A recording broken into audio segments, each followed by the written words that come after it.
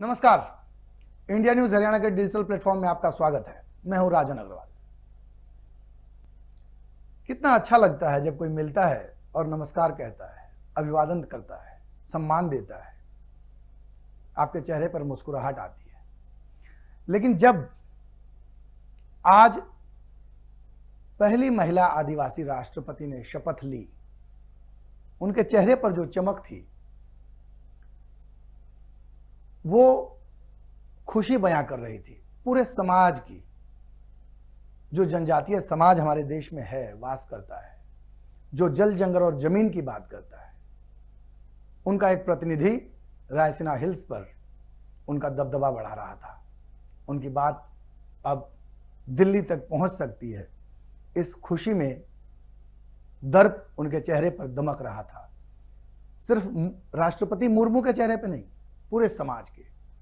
और शायद यही वजह थी कि जब द्रौपदी मुर्मू ने शपथ ली और पहला संबोधन दिया, तो जो संबोधन का शब्द था पहला, वो था जोहार। फिर आता है नमस्कार। ये जोहार क्या है, क्या आप जानते हैं, जानना चाहते हैं? इस वीडियो को आखिर तक देखिएगा, आपको जोहार शब्द का अर्थ बताऊंगा मैं। राष्ट्रपति ने आज शपथ के बाद जो पहला शब्द कहा वो था जोहार, नमस्कार। नमस्कार सिर्फ अभिवादन को प्रेषित करता है, आपके सम्मान को प्रेषित करता है। लेकिन जो जोहार है, इसका अर्थ क्या है? कौन लोग इसका इस्तेमाल करते हैं, क्यों करते हैं? तमाम सारी चीजें इस जोहार के अंदर छुपी हुई हैं, जिनको जान करके आपको तसल्ली मिलेगी, थोड़ा चैन मिलेगा। वाकई कुछ ऐसे लोग हैं हमारे देश में, समाज में, हमारे साथ रहने वाले कई लोग जो अभिवादन में भी सबका भला चाहते हैं। जी हां, जोहार का जो अर्थ वैसे तो कुछ नहीं है, लेकिन जो निकाला जाता है, सजीव और निर्जीव प्रकृति के अंगों की जय है, यानी सबके कल्याण की भावना। इसका क्या मतलब है? इसका मतलब है सबका कल्याण कौन करता है? वो करती है प्रकृति। सबका कल्याण करने वाली प्रकृति की जय है और जोहार इसी अर्थ में प्रेषित किया जाता है। जोहार प्रकृति को आभार प्रकट करने के लिए किया जाता है। जोहार प्रकृति के प्रति संपूर्ण समर्पण का भाव माना जाता है।